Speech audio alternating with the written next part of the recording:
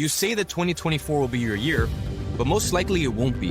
Now the question is, why are you still doing it? One of the biggest reasons that I got to where I am in life is because I do a lot of visualization before bed.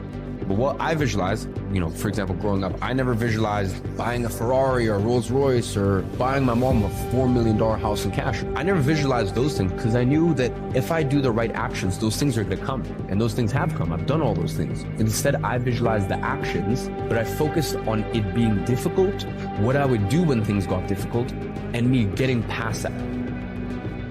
Now, do you want to know what the truth actually is? Only 9% of you will succeed. And if that sounds harsh, good. Because I want you to understand the severity of the situation. Are you listening to anything I'm saying? Like, do you actually even listen to anything that comes out of my mouth? Because all I've done over the years is try to tell people, hey, it's gonna be slow, but what's your fucking other option?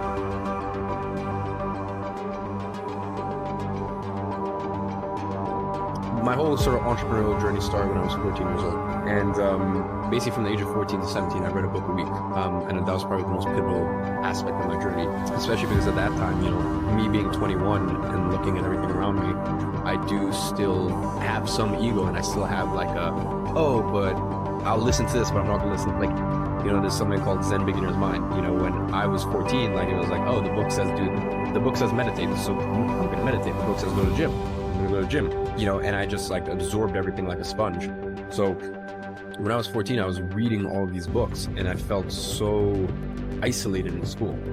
Having to support and take care of a single mother, that was really not the easiest thing to come to terms with at the age of 8 or 9 years old. And without going into too much detail here, just having a very difficult upbringing to deal with, and just going through and seeing a lot of things that just made me very angry and upset at the world at a very young age. So there's certain adversity, there's certain challenges that just force certain people to step up. And the unfortunate thing is 80% of the time when men are put through that, they don't step up. They don't pull up their boots and become the person they need to become to face the challenges. And that's just the unfortunate nature of the world. But you simply cannot be a high-value man without putting yourself through the fire. I want you to wake up every single morning, look at yourself in the mirror, and ask yourself honestly, would I follow this man into war? I had a very difficult summer of 2020 where I had crippling anxiety attacks. And by the way, I'm a person that I've been meditating for the longest time ever. I would sit and I would meditate. I'm like, I can just meditate away. No, it never went away. And the only thing I could think about for 3 weeks straight, from morning to night, was how I was going to delete myself.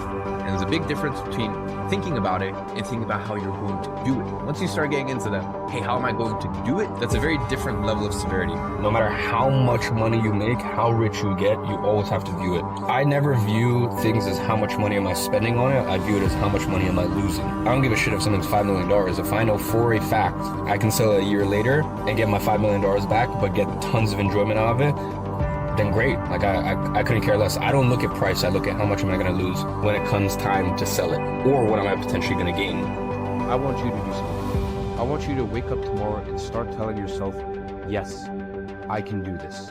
And then sit back and observe how your life changes. They literally build their own mental prison, step inside it, and live as a prisoner for years. You have the key to the cell door. Open it. Step outside. Free yourself. First, you need to believe that you can do it, and then you'll only see it manifest in your life.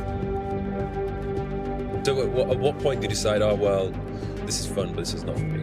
So I was doing that. I had a YouTube, and I was kind of honing in my craft of photo, video. And then from there, I just started reaching out to people and saying, yo, I'll give you a free video shoot. And then that's how I started getting some photo video clients, until the day where one business was like, can you do this for us? Like, could you manage our social media? I was like, yeah, sure. But actually, I guess they didn't, because they ended up signing. And that was my first client. That was in August of 2016. 80% of success is timing. Most successful people won't admit that. They're going to tell you that the reason they succeeded was due to all of the hard work that they put in, the risks they took, and their discipline to show up and stay consistent day after day. 80% of success is being at the right place at the right time to catch an opportunity that will inevitably lead you to success, as long as you put in the hard work.